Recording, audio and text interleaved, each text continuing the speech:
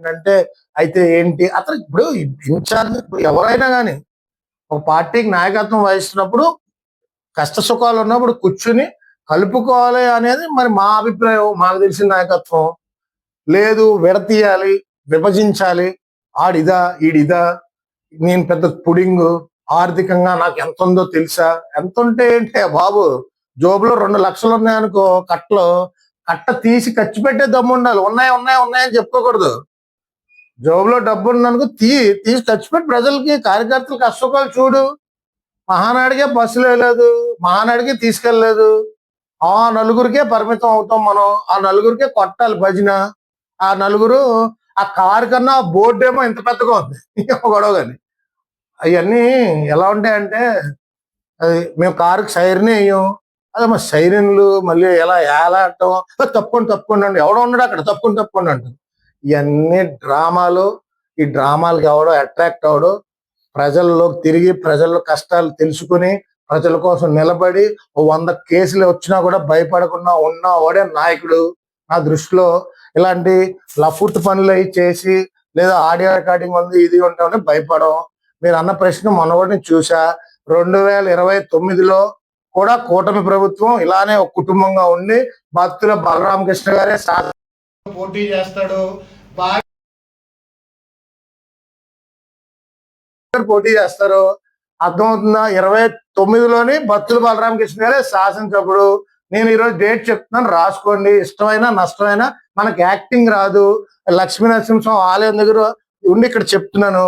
ఇంక వేరే ఎవరో ఇవన్నీ డమ్మీలన్నీ అన్ని పని అవ్వవు. అదైనా ఇది మళ్ళీ 2029లో బలరామకృష్ణ గారే శాసనసభ్యుడు. ఈ అన్ని జుజుబీ మాటలు మనం ఏం నమ్మేది లేదు. లేదా మా వెంకటలక్ష్మి గారు అవుతారు.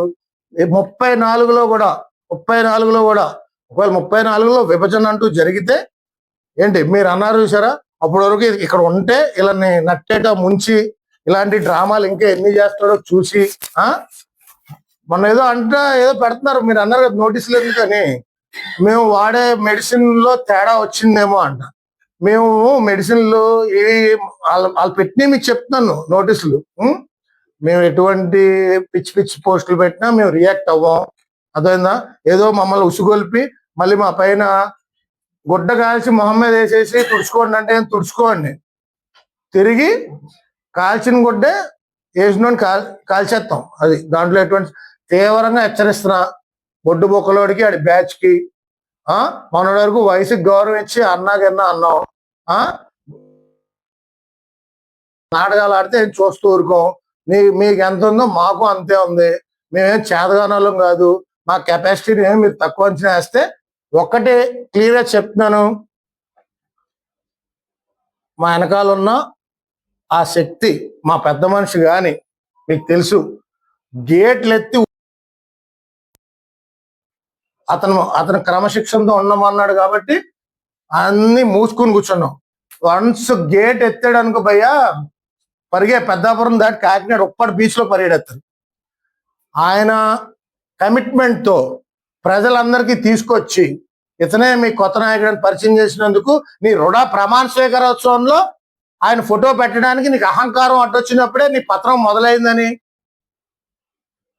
నీ అహంకారం ఏదన్నా ఉంటే వేరే చోట చూపించుకోమని, ఇక్కడ నీ ఆటలు కానీ నీ స్టైల్ కానీ సాగదని, నీ శాంతితో దేశాలు ఇక్కడ పనికిరావని మీ అందరి ముందు తీవ్రంగా అతను హెచ్చరించి మమ్మల్ని తప్పుడు కేసులు తప్పుడు ఆరోపణలు చేద్దాం అంటే నీ పత్రం ఇక్కడితోనే మొదలవుద్దని తీవ్రంగా హెచ్చరిస్తూ, ఏమి పీకుతాడో పీక్కోమని, ఏమైనా పీకేది ఉంటే పీకమని సీతారాం డాక్టర్ పి రామచంద్రరావు మా తాతగారి నివాసంలో నా ఆఫీస్ కూడా ఓపెన్ చేస్తున్నా.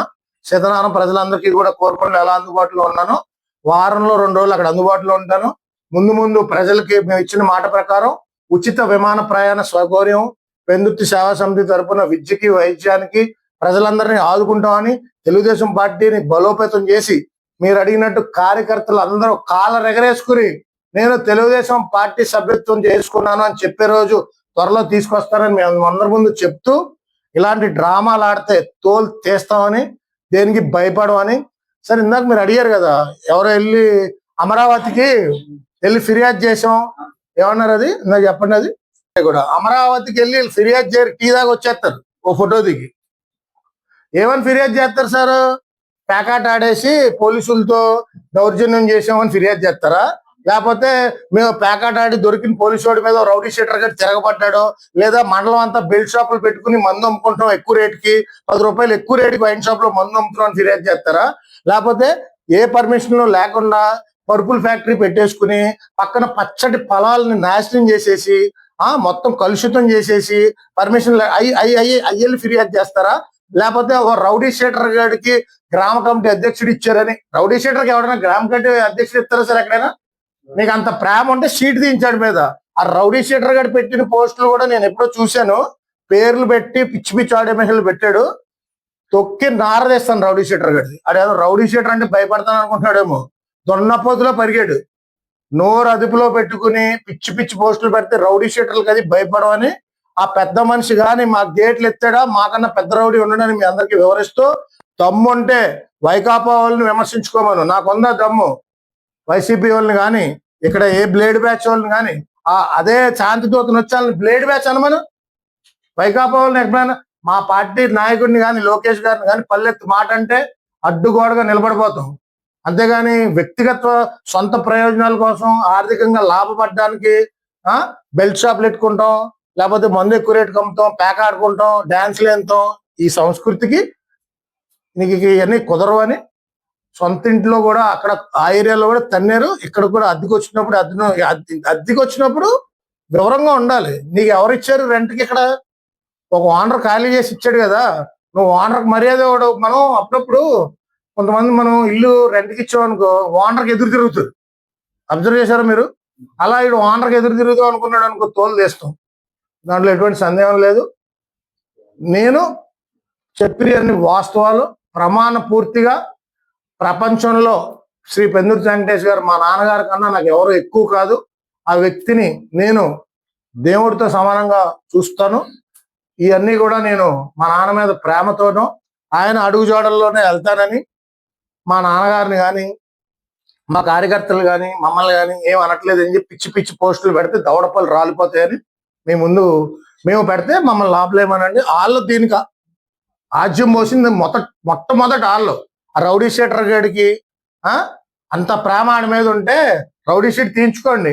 ప్యాకాట్ కేసుల్లో ప్యాకాట్లో దొరికితే కారు వదిలే అని ఫోన్లు చేసి ఎస్ఐకి సిఐకి అనవసరమైన ప్రెషర్లు పెట్టి ఏం సంస్కృతి ఇదంతా?